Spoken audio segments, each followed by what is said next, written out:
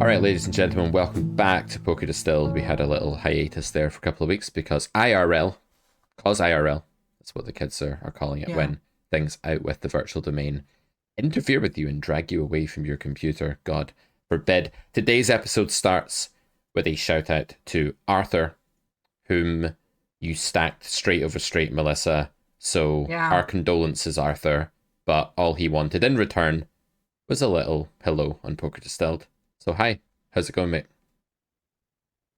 And also like always amazed at how well you take bad beats. I'm jealous. Put it that way. Good guy, Arthur. Yeah. One of my favorites. One of my favorites to play with. So Good hope name. you're listening.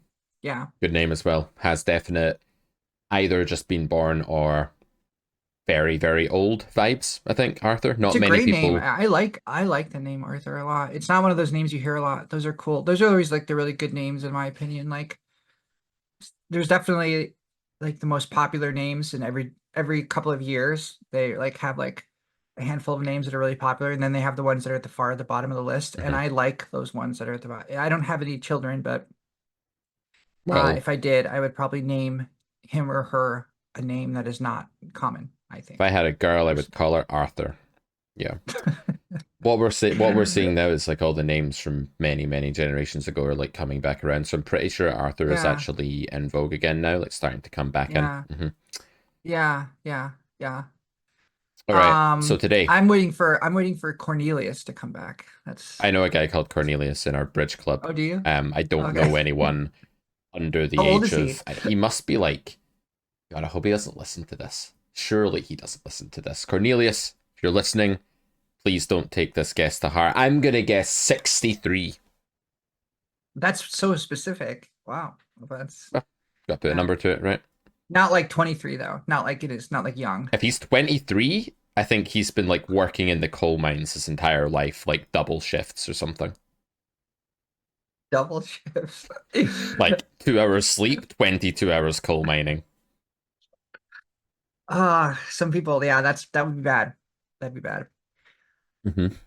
Anyways, happy to be back. We did take a little break, but I've missed coming on here, and a few people have said to me, you guys haven't posted a new episode lately, so Yeah, um it's always nice to be able to say, oh, next Tuesday we're recording. So yeah. I think we should get that's back nice. to our Tuesday releases because I like that better. Trying to Yeah. release them on a Friday is a bit annoying, so I might go back to like I think it was Tuesday releases back in the We day. were We used doing to do. Monday. I thought we were doing Mondays Yeah, originally. that's a YouTube Is day now though, because everything's changed. okay. So it's gonna need to be a different day. Yeah. Yeah, well, whatever Yeah. day you're listening to this, guys, that's the day of the week that the next one and the next one and Yeah. the next one will be out, and so on. So today we're gonna talk about well, a few things. I've got one of my Pete rants kind of segments, but we've also got a segment on results, the sort of curse of seeing them in the short term, the sort of fake feedback that they provide. Look at the graph, don't look at the graph. Should you abstain? How long should you abstain for? Is it practical to abstain? Has anyone truly abstained from looking at results for more than a day? Let's talk about it. Yeah, this came up because I've noticed in our Discord, we have one of our channels is like poker achievements. And uh, I think it's a great channel, and it's important that I think people are able to post stats or accomplishments they're proud of in poker, for sure. But there has been some kind of interesting conversation in there of like what's the value of like posting a graph for a certain number of hands. What does that mean? Is it too many? Is it too few hands? Do you use too many? What is a good amount, et cetera, et cetera. Um, and this is where I differ, I think, from a lot of the people in Discord, because I don't play online a bunch, so I don't have like, a 120K hand sample or something. I just have my live results over, and my graph is just tracks them by session. So I think I mentioned a few weeks ago on this podcast that I was approaching my 500th live session, which I recently eclipsed, and without fanfare or even really noticing, to be honest with you. But that's how I do it. And I've noticed for me, I'm happier, I'm more level-headed, I feel more stable as a player when I'm not when I just enter my results at the end of the session and then close the app on my phone and then just move on and not go home and pore over the graph and not look at, okay, like what's the BB per 100 at this point? Da, da, da, da. Like I'm getting to the point where I've like, it's not that I don't care. That's not true at all. But it's that it's not in the short term is just not helpful to me at all. It's not helpful when I'm running good, like I was for the first couple months of like the last like 2 or 3 months. I had a pretty good upswing, and it wasn't good because it completely took me out of. I was just constantly focused on like, oh my God, I'm running so good. I'm running so good. Oh my God, when's this going to end? Da, da, da. And then the opposite has happened when it's like, oh my gosh, is this a downswing? How do I define a downswing? How long will it take me to work my way out of this downswing, et cetera, et cetera. And just a lot of extraneous information that just wasn't helpful personally to me. And I've since I've stopped looking, I've played better. And like I said, I've just it's been a more pleasurable experience for me. Yeah, yeah. So I think there's a few things that make this what it is. On the one hand, we can talk about why it's beneficial not to look at results and the objectivity of that. On the other hand, we can talk about the fact that it's very, very difficult to actually pull off for most players, especially online players who have the poker tracker. The hands are going in every day. All they have to do is click one button and the graph Hmm. is on screen. And it's so Hmm. easy to get into the habit of like clicking on a session graph, session results, refreshing, checking cashier. So many ways of being able to do it and get that quick fix. So let's start then with why does the poker player struggle to not check results? Because I think we're all agreed that not checking results in the short term is beneficial because, as you mentioned, it avoids this being dragged away from what matters and having your focus stolen by things that don't matter. We're all fighting against that in the modern day. We're trying not to look at TikTok or YouTube shorts or scroll down Twitter for 25 minutes when we should be working. You know, we're all fighting that fight with all these tech Hmm. conglomerates battling for our attention and selling our attention like commodities. So, yeah, already as a human, you feel like this powerless thing getting blown about in the wind. And yeah, my doorbell's ringing, but I'm going to straight up ignore it. And so, why is it difficult for poker players not to look at results? I think the analogy here that's helped me somewhat is thinking about like a blackjack player. Like imagine you were like a card counter and you were going around hitting casinos and you knew perfect strategy and you knew like how to play differently when the count was good or bad in blackjack and you just had everything nailed right. So it's a much simpler game. There's a lot of rote memorization. You can get to a point where you're definitely playing near flawlessly in blackjack Hmm. and you can know that you're playing near flawless blackjack, right? And then you go into casino and you get rinsed for like 17k. You get rinsed for 5% of your roll. You have like a horrific session, let's say, as a card counter. And you walk out and you feel terrible. But you feel in some sense separated from that. Like your self worth feels separated from that in some way, I think, because it definitely wasn't really your fault. But in poker, the line is so blurred between what is your fault and what isn't your fault. Like could you play the hand better or did you play it well? Was it variance or was it bad luck or was it a mixture or was it bad play or was it a mixture of both? I think that makes it 10 times harder for the poker player to detach from luck because in some domains luck is clearly luck. In other domains, like there's no luck at all and it's just all skill. But poker is this like horrible hybrid blurred line where who knows like how much luck it is and Hmm. how much skill it is. So I think the first thing to do is to try to understand that how well you play in relation to how well you're capable of playing is also a type of variance, right? So if you show up and just play your C game one day, that could just be natural fluctuation. You had low energy, whatever, you weren't focused, something went wrong, you just happened to be in a physiological state where you played worse. And then there's variance that happens on the felt. And neither of those are you fully in control of. And I think like if you can start to see poker as you have a game, you hone your game, you arm yourself to the teeth with all of this, these playbooks of the theory and exploits that you've practiced against your pool, and then you go and do it, and you know that sometimes it works out, sometimes it doesn't. You can sort of put yourself more in the psyche of the card counter, I think, where you hit a casino and you hope it goes well, you know you're doing the right things, you understand it might not. I think far too many poker players go into sessions with the idea that like subconsciously they have some kind of dominion over their results, so they're going to make something happen, or that it's their fault if it goes wrong. And I think that that makes it so much more tempting to check results, because when you're doing that, you want to, it's like, refreshing your post to see how many likes it got or something, or checking to see if Yeah. that person you like has replied to your message or whatever. It becomes very Yeah. personal. It becomes very much about you. So I think that's the first step, is to try and just understand that you do your bit, you take your game plan to the felt, you play for X time, and then something happens that's out with your control. Only the game plan you took in there was within your control, not the ups and downs of every bit of the session. So that's where I would start here, and yeah, I'll see where you want to go with this from there. No, absolutely. I think that that's one point that I like a lot is this idea that the line between what is luck and what is the result of sound, logical decision making is often very blurred in poker. And it's hard sometimes to walk away from like a winning session and be like, okay, I feel like I ran good, but I also played really well. Mm-hmm. So, like, good on me. And that's part of when I was like just mentioning this kind of upswing I went on where I felt like, yeah, I was hitting my draws. I was, you know, things were working out card wise, but I was also playing really well. And I was, making the making the right folds and feeling like I was thinking logically, that I was taking my time with my decisions, that I was not reacting in a kind of fight or flight mode, that I was thinking through situations, all of those points that you hit when you're on your A game, I felt like I was hitting them. And maybe it's a lot easier to hit those when you're also when the you're getting the cards to go your way too.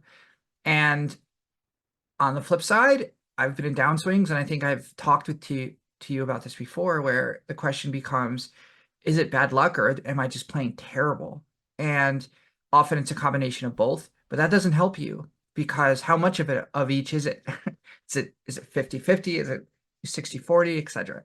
So I think the results give you they're an anchor to kind of hold on to. There's some way of measuring the chaos. There's something to kind of hold on, the lighthouse in the storm, if you will. What I'm saying is that I think getting used to not having that lighthouse or not needing it or not relying on it or training yourself to not need it is important.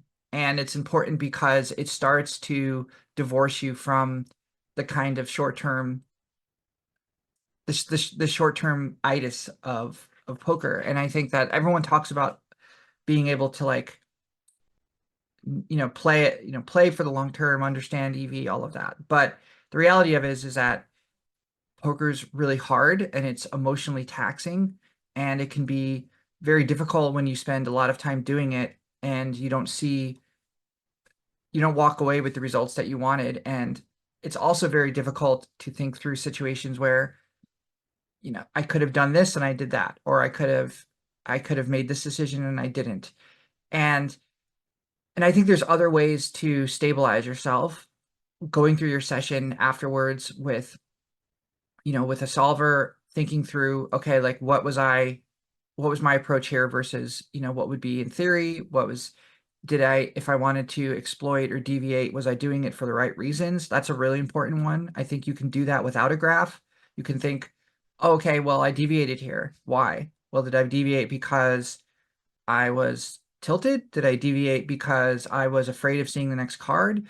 Did I deviate because of all of these terrible reasons, or did I deviate because I felt like it was appropriate in this spot for the right reasons? Yep. I think also knowing what constitutes a sample where you would start to see your results fall within a certain range of BB per Hmm. 100 if you were a certain class of player is important.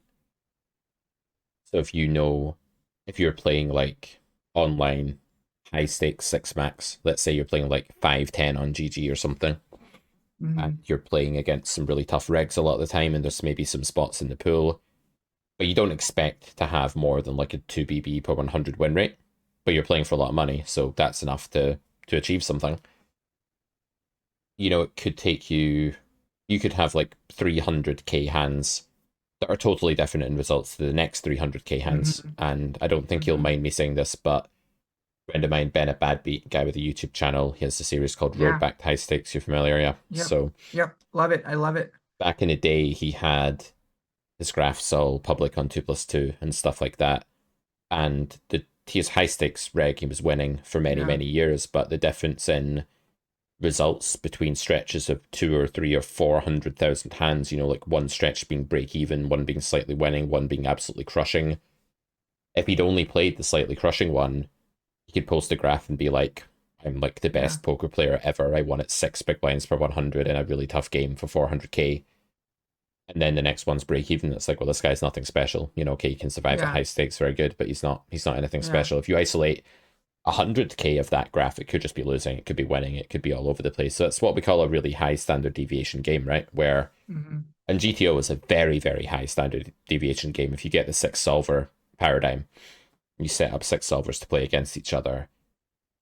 One can be winning over the first million hands and then losing over the next 3 million hands or something. And they're all like zero edge, right? They're all just identical solvers. So GTO in its purest form is incredibly high variance. And low win rates in aggressive games are also incredibly high variance. If you're playing, 2-5 live, it would be ludicrous to say, oh, I don't know how good I am until I've played 300,000 hands. Like, that's like a Right. lifetime. Right. So you, Right. you are going to know before then. You're going to know after you've Right. played 20,000 hands, 30,000 hands. There Hmm. could be some deviation. There could be differences between 20k samples, but it would be highly unlikely as like a 1-2 live player to lose over 20k if you're a winning player, right? I don't think that's likely Hmm. at all because Hmm. your win rate Right. is double digits, right? And okay, the gameplay is bigger than the big blind face value and stuff like that. We have to bear that in mind when we're thinking about live big blind per 100 win rates, but yeah, there's that as well. So I think before we can even really get started on this idea of like, at what point should I be looking at my results? At what sample do I consider it relevant? People ask in the Discord stuff like, what is a big enough sample to care about? As if like suddenly at some number you should just start caring. And I think the right answer to that is like play about in primedope.com variance Hmm. calculator, plug in what you expect your standard deviation to be, like the volatility of the game, plug in what you would imagine would be a win rate that you might have, and then plug in a number of hands and see all the different lines appear. It'll give you 20 lines, and some will be, depending on the variant you're playing, there'll be a greater or smaller disparity between those samples as you generate 20 of them at a time.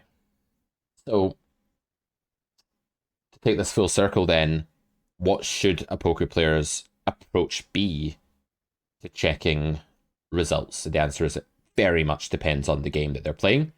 But for you, Melissa, it sounds like you used to check results or care about results on a session by session basis.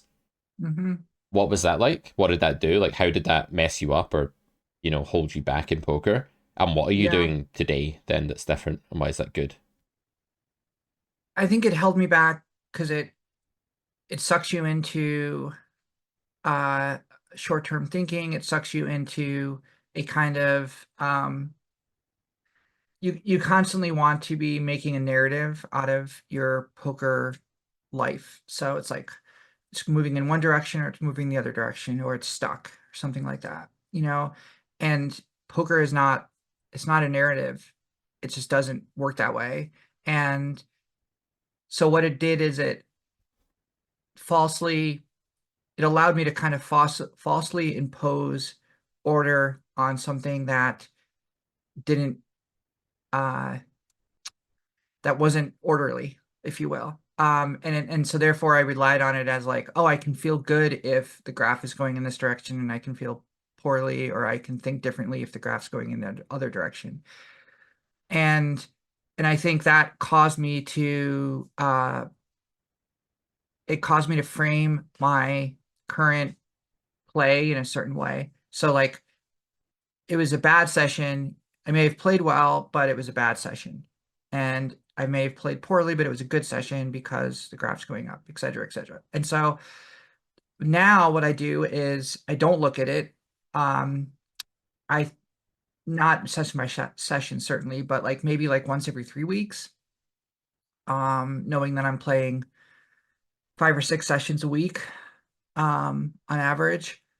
So I mean, I'm aware of obviously when I'm winning and losing after each session for sure, but I'm also much more pulled out of how the graph looks over like the longer term, and I'm much more pulled out from focusing on what direction am I going in. So I don't care. I'm not going in any direction. Like I've pulled myself away from that kind of narrative based thinking and more into the thinking of how am I playing in this session? What was I doing in this decision in this hand at that time? That's the narrative I'm going. So I'm going into whether that is good or bad or objectively good or bad, and what can I learn from that? Rather than this is happening to me, it's I am happening to it, if that Mhm. makes sense. Yep. So like I am I am controlling it because I'm saying, what can I learn from this? Not how can I avoid something that's bad happening, or how can I continue something that's good happening, if that makes sense. I'm picturing some like really insecure, overly egotistical guy right now being like, "You think you're gonna happen to me? Nah, nah, nah. I'm gonna happen to you." Yeah, It's right. like, Well, I think the comparison I'll make is like people who I think sometimes are insecure about their education will say things like, if they get pressured or they're stressed out or whatever, like, oh yeah, like you think you're smarter than me? I have X number of degrees, or mhm, I have, this, blah blah blah. yep, And it's like that's meaningless. mhm, Like there's millions of incredibly intelligent, brilliant people who don't have degrees, yep, and there are a lot of brilliant people who do. But the reality is that in itself is not a measure of anything, and it's more of a sign of insecurity that one would kind of like make that appeal to the authority of mhm, like the university or the degrees hanging on their wall. It's kind of like, oh, you think I'm bad at poker? Like, let's see your graph. yep, Let's compare graphs, kind of thing. yep, And it's ultimately, I think, a sign of like an insecurity. It's an important, I don't mean to like write off graphs 100%. That's not what I'm saying. And I think you made a good distinction earlier when you're talking about the Bennett bad beat graphs, but they're important, but it's not a reliable indicator of it shouldn't be there to quell your insecurity, or it shouldn't be there as a crutch, I guess you could say. mhm. But I like the idea of happening to something instead of letting it happen to you, because what you're saying there is not that poker won't do what it wants to you, that there's some way that you can like bend your will, like bend its will so much that it can't do that to you anymore. But you're saying that your perspective, your narrative is that it's stoic, right? You're going to do the things that you are in control of, and you're going to put your energy and you're going to put your sort of self worth, as it is in poker, into those things, and not into the things that poker did to you. And I think that's the sweet spot. So one way you can get really good at this is if you're an online player, can't really do this live because it would equate to being a complete weirdo. But you can play a hand, and then you can just sit out of your session and open up a solver or however you Mhm. study, or talk about the hand with someone, discuss it fully, and then sit back in. And it's like every spot you play, you're putting so much focus into the how and the why and what you're doing, that the result of the spot, you're training yourself not to care about the result of the spot. Because if you just play four tables and you grind for an hour and your motivation is like, I want something good to happen, I want to feel good, I want to win, I want to like control the game, I want the game to give me out, I want to input work and get out Yeah. money. Like when that's your subconscious state of mind, and it's never really conscious. Like no poker player is going to sit there and be like, well, I'm playing poker today because I want to be given money in return, I want to feel good about it. But subconsciously, that's what part of your mind will want to do if you just come at this like, prima facie, that's what's going to happen, right? If you just sit down and play as a human without that conditioning.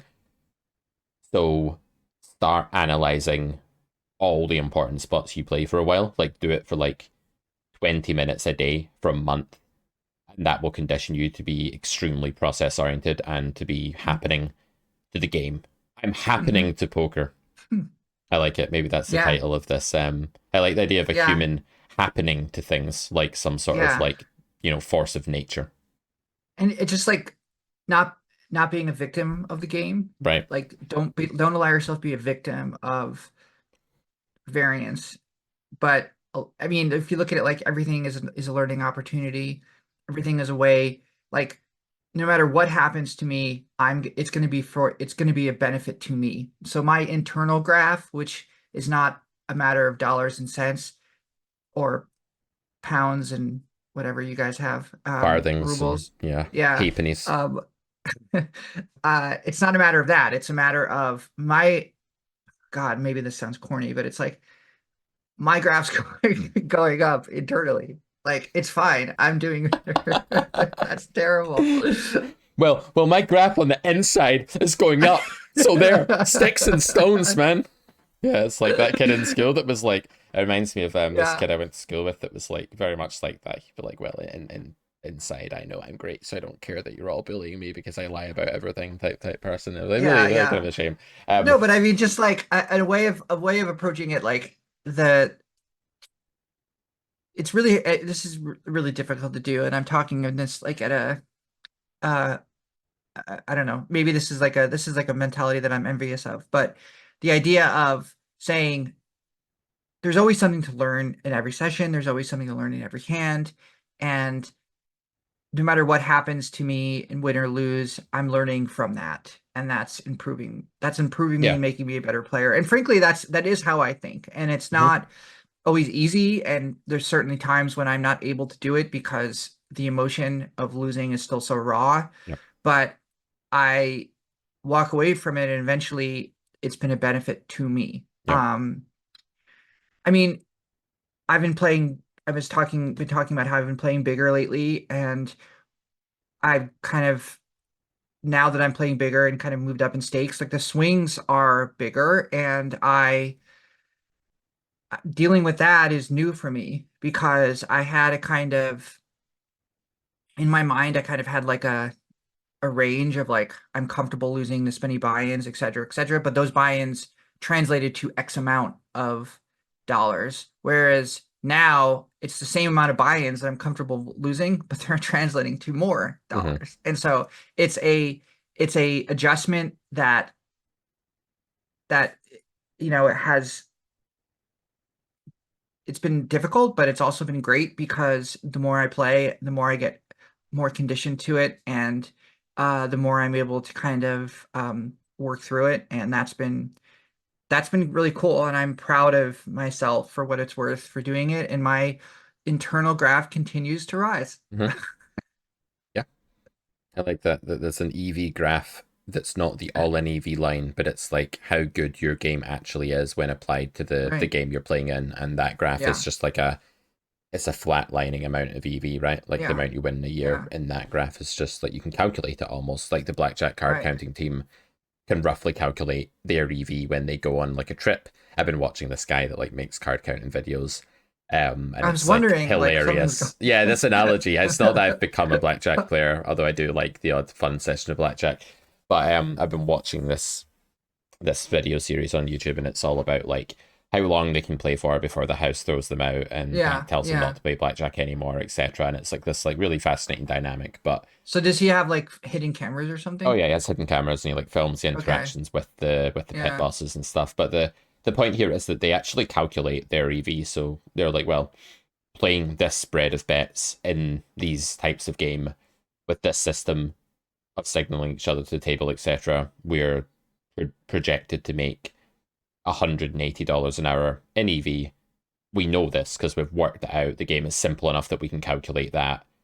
And then we just go and we do it. But in poker, you no idea. There's no way you can calculate No. what your EV is. You can see all in EV in a graph, and if you play for like infinity hands or millions of hands or whatever, you can get a pretty damn good idea of like what your actual EV is, like in retrospect. But your game is always evolving, right? So you're talking about your inner graph, Melissa. That inner graph is not just a straight line. Like if you're playing in the same game, right, for a long time, then it's more of an exponential bell curve that's going up because Your win Mm-hmm. rate should, in theory, be higher today than it was yesterday if you're spending Mm-hmm. time reflecting and analyzing and coaching yourself and sleeping and eating well and all of that, right? Your game should be going up. So yeah, you can never retrospectively actually see your win rate at any one point in time. It's kind of like we look out into the galaxy, and we look at like a star that's 8 light years away, and that star blows up, and we don't see it Right. for 8 years because it Right. took that long for the light to reach us. Um, and it's a bit like that with your game. Like you can see your win rate over 300,000 hands, but most of that was played a year ago or 2 years ago or Yeah. something like that. So you're actually looking back at like the past version of yourself's results Right. reaching you like the speed of Right. light would reach you from a distant Absolutely. galaxy. So you're never actually seeing you right now with the inner graph that you talk about.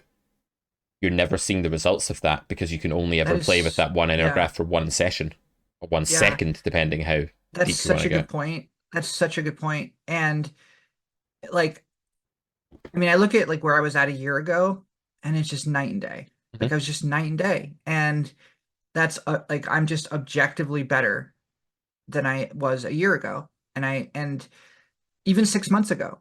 And I think that's that's something I look at and rely on a lot because um seeing being aware of your own improvement, sometimes you can forget.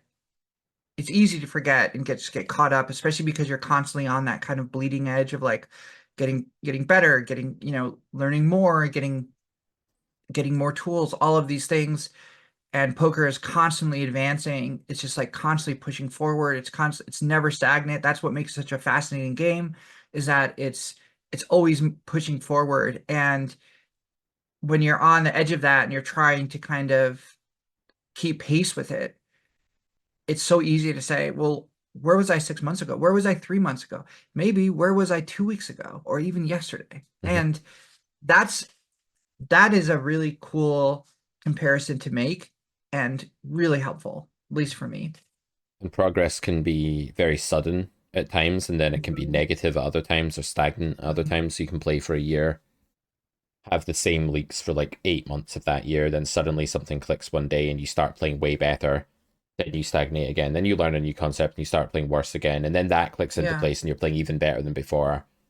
So your inner graph, while if you zoomed out, it's always going up. If you looked at it from like year to year, like where your inner graph is this year, your EV graph is higher the year after. Yeah. But maybe there's even like 1 week where you just played like shit because you weren't sleeping well, or you were sick, or like something went wrong in Hmm. your personal life, or you learned a Hmm. new concept that you hadn't really figured out how to integrate yet and it messed your game up or something like that. So even in like the time span of like a week or a month or something, your inner graph can actually go down because of changes that you're making to your game. This Hmm. very often happens with new students, that I start working with, and I'll set them a task like, okay, I want you to start value betting properly and start building pots properly and considering different bet sizes and stuff like that. And the first week that they do it, they might get it all wrong and they might end up like misapplying some of the stuff, and they've just started integrating like over bets and jamming rivers and stuff, and they're doing it too thin, and they're like, oh, I must value bet thinner, and they're doing it too thin. They're like, violating the investment ceiling for a certain hand, committing a polarization error, whatever you want to call it. Then it takes another session where I'm like, no, no, no, remember, we're still gauging our equity. We have to be sure that our equity is sufficient before we make this jam or whatever. And then that slots into place and their game goes back up again. So yeah, there's definitely like these peaks and troughs in the short term with the inner graph as well. Yeah. Yeah. Did you want to talk about your rant? Sure. Yeah, we can get to the Pete rants segment. So Unless you have anything else to add on this subject. um yeah, I guess one other thing could be like for online players, which is probably a lot of people listening, what should their relationship be with like Poker Tracker? That could be Yeah. like one thing to add. And I would just quickly say on that, hiding the amount that you've actually won or lost in a session is a pretty nice idea. So like you can actually drag the results column, like the dollar column, and you can, in my reports in Poker Tracker or Holder Manager, I think you can do this as well. You can like hide the dollar value. So you can Hmm. still like rank hands by how much they won or lost or whatever, but you don't actually have to read the numbers. That's one thing you can do. You can also never click on the graph panel at all. If you're a PT4 user and you do all of your work within My Reports, just don't click on like results or sessions or anything like that. Just work in My Reports, filter for hands, run hand reports. Don't look at the graphs panel. There's ways you can use this software to hide this for you, and then you can say, well, each month I'm going to have a look at it. Like on the first of the month, I'm going to look at my graph, or on the first of the quarter of the Hmm. year, I'm going to look at my graph or whatever and set some milestones and really try and stick to them, because it is just maddening to look at it every day, and it's the easy thing to do, and it's almost irresistible. It's basically impossible, and it takes so much willpower to get on a streak where you don't look. But not looking for 2 weeks and just like playing those 20-minute sessions where you look at every hand like once a day. These are the kind of things you have to do to rewire yourself long term, because you are badly wired for poker. I say this in Poker Therapy, in my book. Hmm. Humans are not wired for poker. It's an alien world to us. We have not evolved under these conditions whatsoever, and therefore we're not adapted to survive in them. So Yeah. we have to do a Yeah. lot of work there. Yeah. So my rant. And remember, Mhm, one thing I'll add is that if you remember that if the sun ever like exploded and mhm. like just went dark, we on Earth would not know about it for like 8 or 9 minutes, 8 minutes. Yeah. eight Hmm. minutes, because it would take that long for the light to reach us. So we'll leave you with that. Yeah. And even more messed up than that is that there are planets like orbiting nearby stars, right? So there are star systems where like there's two red dwarfs orbiting each other as the star. So instead of like one big sun, there's these two little mini suns orbiting each other. And like at one point they come like really close to each other. So if you're standing on like one of those stars, you just see this giant star like pass you by, like the straight up red ball in your face. The way Wow. things are on Earth are so particular. They're just so They're like on so a knife edge. And particular. if they were any different, everything would be different. Like the length of a day, the length of a year, I all of know. this I know. cosmically controlled shit.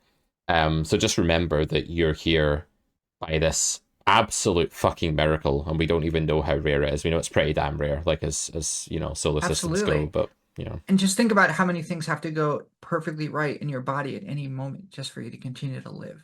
that's a program though, right? So that's like saying, oh my god, my computer's doing all these things exactly as it has to for Zoom to be running and for us to be having this conversation. I think humans are similar, where we've evolved Right. programming, we're like algorithms, right? We've evolved in Mm-hmm. that way. Mm-hmm. Um, Mm-hmm. we're maybe simulations. That's a topic for another day. We may not be. This could already be the Matrix, right? Like there's an argument that goes something like, once technology reaches a certain point, there are more simulated worlds than non-simulated worlds. Mm-hmm. We know Mm-hmm. technology can reach that point because we're witnessing it.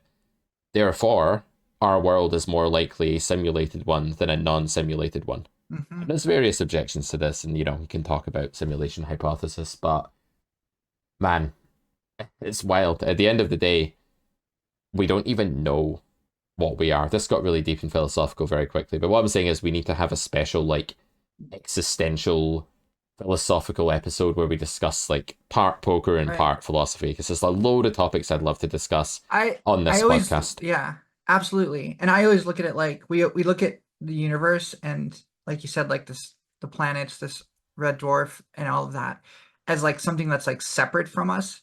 Like, oh, we're like looking at it as like a phenomenon that's like separate from us. It's like, no, that's where we came from. Mhm. That's us. Like we evolved from elements, random elements that just kind of stuck together and created Earth. And it's like that. So that's where we came from. Like Mhm. we're not something separate from that. So this idea that we're looking at the universe as like, oh, it's like this foreign land. It's like, no, that's us. Mhm.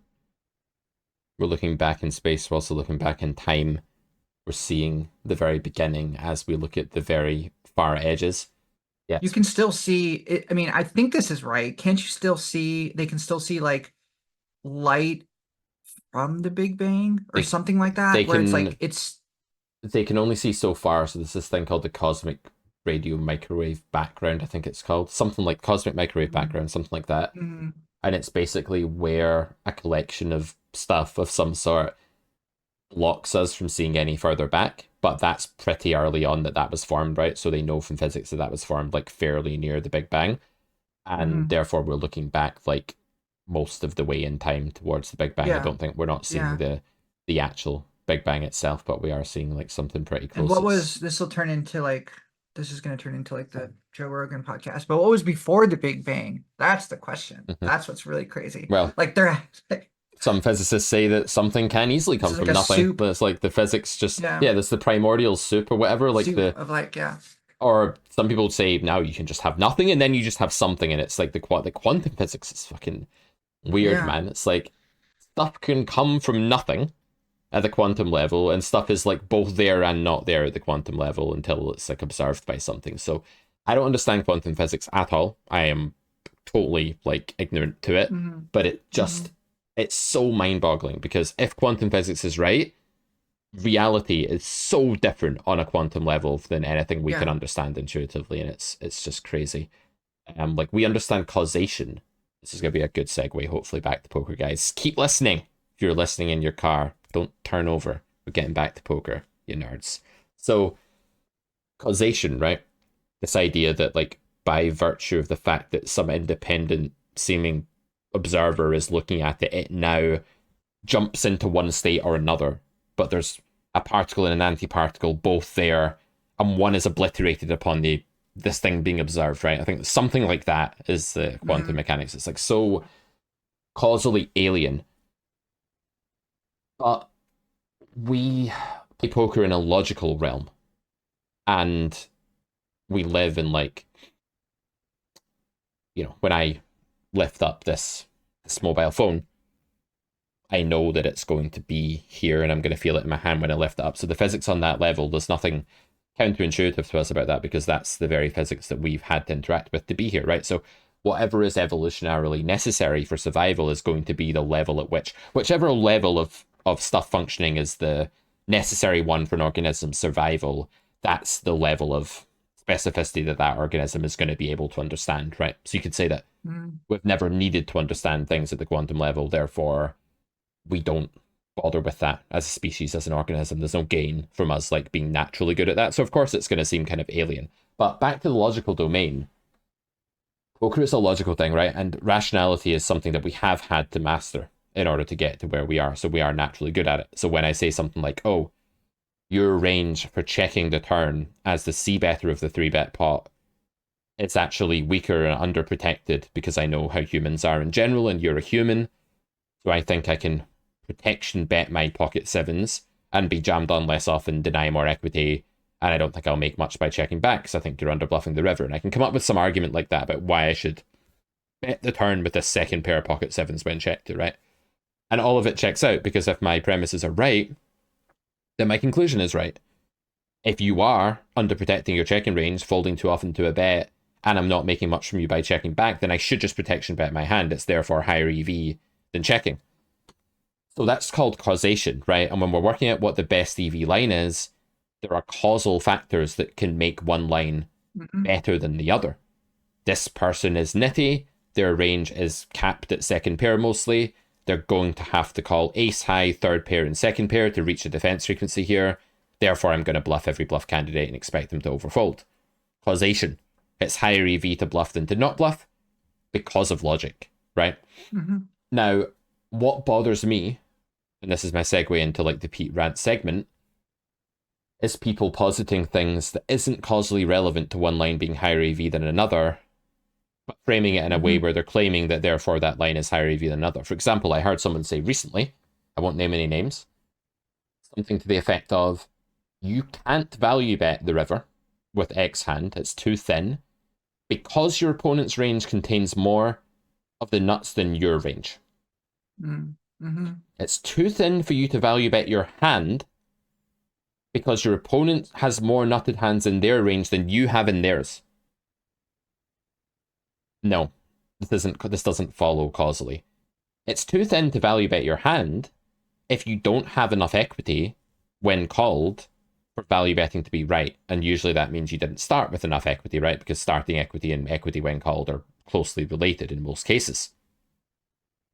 So that sort of logic that takes stuff about your own range and range versus range and wields it as a directly causal mechanism for one line being better than another line, this is crazy. This is like as weird to me as quantum mechanics, but there's no sense in which it can be accepted because we're in a logical domain here, not a physical domain. So there's no like hidden facts about logic as there are hidden facts about physics. Like I think what Hmm. we understand, I'm very much like a Cartesian in this sense. Like I'm a rationalist. Like I believe that everything that we can apprehend rationally is all there is to apprehend rationally. That there isn't just some like weird veil of true logical, weird counterintuitive stuff that's actually true, and the stuff that we think is rational is false. So if I say like it's not possible for something to be a dog and not a dog at the same time, like the same thing, right? On a non-quantum level, to be both a dog and not a dog, that feels like it has to be true to me, right? Like necessarily that's true that those two things are inconsistent. Like either it's a dog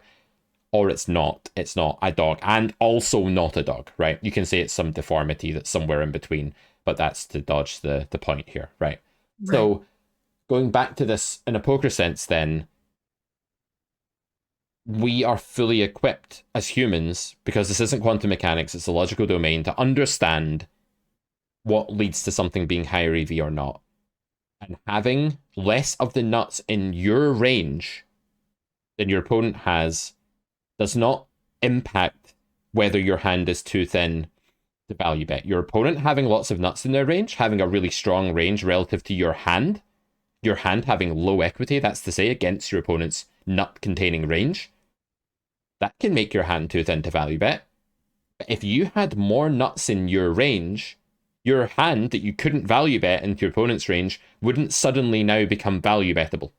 It would still be a check or a smaller bet or Hmm. whatever, right? It wouldn't like, oh, I can now value bet a medium to weak equity hand because I have nuts in my range. But people are wielding this Hmm. sort of reasoning in a bunch of content. And I just think this range versus range analysis, it's like very few people know how to do it, like in a way that's actually sensible. In my Hmm. mind, the way that range versus range analysis makes sense is to say something like, theoretically, our range is way stronger than the opponent's. Most humans know that. Therefore, we're the one that has to do the betting in this spot with our good hands because they're not going to put much money in if we check because they know that their range is toast against our range here on this flop. Fair enough. That's how you can use both parties' knowledge of range versus range analysis to come to a conclusion about how you should play your value hand or something like that. But you can't just take this distant notion of whose range has more 9x, whose range has more flushes, whose range has more trips, and just use it as a directly causal reason to do something or not do something. I feel like there are these like really bizarre logical leaps happening where people have been studying Hmm. solvers, recognizing range patterns, and then just like citing them as sufficient reasons to do something with their hand. And I know we've been here before, but it's just crazy to me. It's almost like we're just jumping. We're saying if A, then B, maybe A, therefore Hmm. B, or something like that. It's that Hmm. sort of logical leap where like the conclusion just doesn't follow from the premises, and it really disturbs me. Yeah. Yeah.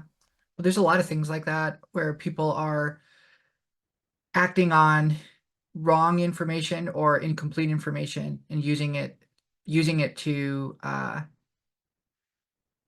overcompensating, I think. Over like using it in the wrong way or overcompensating for a lack of information. I mean, I think that's a natural human tendency all the time. I mean, I think we see this a lot in how people talk about um like there was a I think it was maybe it actually might be Negranu who was talking about how like he was as an experiment he was looking at like something that Trump did publicly, and then looking at how people on the liberal Twitter were talking about it versus people on the right were talking about it, and it's like the same event, and they were both talking about it like not just like I think this, but factually different, Mm-hmm. like factually, like different things happened factually, and that kind of disconnect. Scott Adams, who's the cartoonist who wrote the Dilbert cartoons. He's on Twitter. He's kind of become a polarizing figure. Anyways, he's got some good points, and one of the points he has is everyone's watching their own movie, and that you have uh, everyone's the star of their own movie, but they're also watching it happen around them differently, and that um, how you act and how what you say, how you feel, the decisions you make are based on a movie that no one else can see, and that it influence for different reasons and things like that. Um, maybe not quite the same as what you were saying, but I think it's somewhat It consistent. is actually similar because there's this idea called main character syndrome, right? Which is what you're talking Hmm. about, where we all make ourselves the protagonist of our lives and of any Hmm. kind of structure of ideas that we come across. We like put our own flavor onto it and we think about it from our own narrative. Um, and a lot of this, like, my range is X, therefore I can do Y analysis, is completely solipsistic. So it's kind of like, Yeah. because the structure of my mind and my thoughts about hypothetical hands that I could have is some way, now the EV of me playing an actual hand that I have in reality a certain way is now known to me because of my own range. And that's wild. And it does hold in Solverland, because in Solverland there's this missing step that the other solver in a Nash equilibrium knows what your strategy was. They don't Knows know what everything. hand, yeah, Yeah. it doesn't know what hand you Yeah. have at any given moment in time, but it knows how you're playing every hand in your range exactly. Right. And therefore, Right. any change that you make to your own range in a Nash equilibrium, or any change to a Nash equilibrium that you make, will cause a departure from that equilibrium. Or if you adjust a parameter, the equilibrium will change to something else, right? Both ranges will sort of um, configure themselves to a different state, which is now the equilibrium for that set of inputs. And this is the thing that's missing when people go to play poker, because they're like, well, I know that my range is strong here, so, and I can have all the nuts here, so I'm going to go ahead and shove the river. But like, maybe in that spot, you were against a tilted fish that just called the turn instantly when you overbet. And it's like, okay, well, what's your Right. fold equity actually like in the river? In GTO, it's acceptable enough that you can get away with a bluff, or a bluff is slightly winning maybe in some spot. Then real life, the guy's calling 85% of the time, Right. and you're shoving for 1.5x pot, getting called 85% of the time by the other guy's range in reality. And it's like, well, what was the significance that, you thought that was a good river card for your range, or that you have more 9x than your opponent has when 9x is a straight in this spot? And it's like, well, there's none. There's no Right. significance there at all, because there are just more directly causally relevant factors, like what does the Right. Right. opponent Right. want to do, and what's his range, and how does he play it, and what's your actual fold equity. So we need to stop imposing a logical state of affairs that comes from two all powerful entities with perfect information seeking equilibrium against one another onto what is basically like some bacteria in a swamp, which is like humans playing poker. It's like really like visceral biological reality of brain states. And it's like, well, what do I know the population that I'm up against, or the player that I'm up against, or the player type, depends on what read you have. What do I know their Yeah. tendencies to be like? And then the idea is like, well, I know what the equilibrium says, and then I just like tweak it based on that. And I Right. think that's like the holy grail. So yeah, I'm just sick of people saying using solipsistic own range considerations as sufficient reasons for plays. Like, I'm just like, I'm hearing more and more of it. It doesn't seem to be getting any better, and there are very few people out there arguing for like true EV and saying, well, how does that Hmm. actually make this line better EV than that? It's like, most people don't even understand what range betting is. Oh, I'm going to push my Yeah. equity. This is better for me, so I'm going to bet my range. It's like, why does that improve your equity? And they can't give you a direct answer. There is a direct answer in theory of why like betting a certain hand when you have a big range advantage might be the best thing to do. It's to do with your fold equity generally, right? It's to do Hmm. with like Hmm. Hmm. utilizing fold equity, making your opponent shed equity when they wouldn't be investing much money otherwise. But when you don't have a range Hmm. advantage, you check your great hands, because they're now netting more money than otherwise, because now your opponent's investing a ton of money. So anyway, I could go on and on. I just feel like people need to like Yeah. stop losing sight of what actually affects EV, and stop using their own range as sufficient justification for like what they're going to do. Yeah. Yeah. Absolutely. And this is so apparent in live poker. It's like it's just crazy because a lot of times you're multi-way to a flop, and the multi-way just reduces it dilutes range advantage, but it also is like uh you have to play with a level of caution, and you have to play with a level of awareness of the other players, the player types. That is just like, if you ignore that, it's just like ridiculous. Like it'd be ridiculous to like four people to flop, and it's like, you know, an ace high flop and you're or something like that and you're range betting, I mean, maybe that may make sense in certain situations, but generally, if you're out of position, it's just like it's not it's not appropriate. It doesn't fit the situation. And I think like I don't know, it just all of those concepts break down.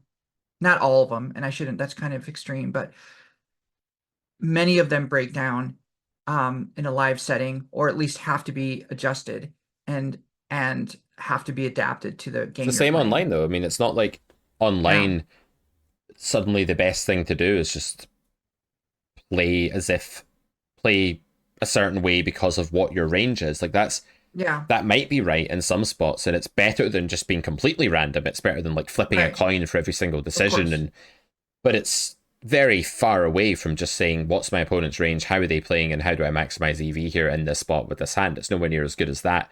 And live, when it's four away, the theory of that is that people should be really tight. So like if the flop is like ace 6-5 right, and I c bet the flop here is under the gun against three other players, you can raise me with ace 4 as a right, hand that is like a three-way mix between calling, folding, and raising, or maybe even like a two-way mix between folding and raising. It's like top pair now becomes a bluff because it blocks the best possible stuff in my range, and calling is no longer very good. But like in reality, everyone just calls there, right? It's like, oh, I have top pair, I'm going to right, call a right, bet. So right. live players underreact to being multi-way, and if you could see the equilibrium for a four-way flop that says high, under the gun against cutoff against blinds, you would be absolutely shocked at how tight they're meant to play on the flop, on the turn, on the river. Mhm, It just gets super polar, super fast, basically. And people are like calling three times with ace jack there and calling twice with an ace, and calling mhm, the flop with second pair in these situations against half pot. And it's just like, it's so different from how it would actually go. Like, we don't see the GTO of mhm. four-handed play, but it's incredibly, incredibly different from the GTO of heads-up play. Yeah, yeah, yeah. All right. I have a hard stop. All right. That was 7 minutes ago. Uh, But I just got so into the universe talking all of it. yeah, we're going to have a video Yeah. about the universe and more philosophy and our amateurish attempts at physics soon. All right, guys, well, check out carrotcorner.com for all of the content from me and a bunch of other coaches. And Poker Distilled will be back on a weekly basis. We'll try and keep them coming at you on this day of the week. I think it's going to be Tuesday. But if it's not, then, whatever day it is when it's come out. And yeah, anything else you want to add, Melissa? No, nothing from me. Thanks everyone for listening, and we'll see you soon. All right, guys, have a good one. Take care, and bye for now.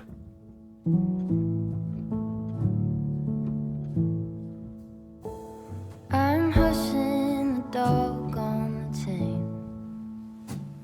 I'm running up stones on the edge of the bank. Rally the troops for another refrain. I sing this softly to myself. I sing this softly to myself.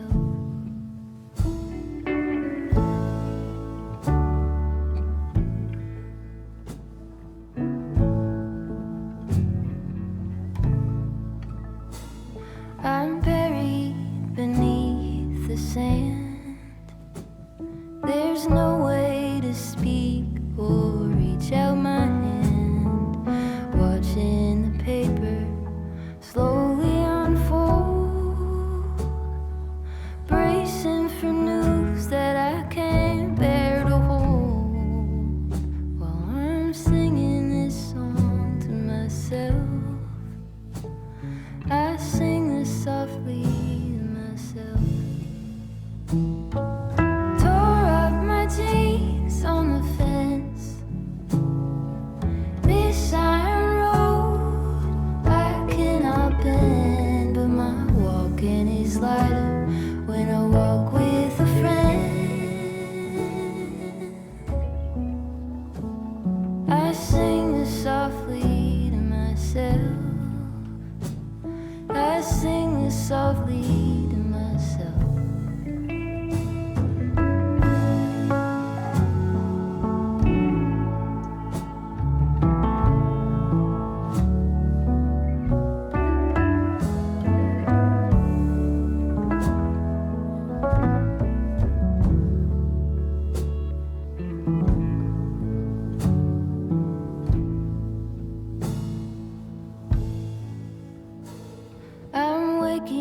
upper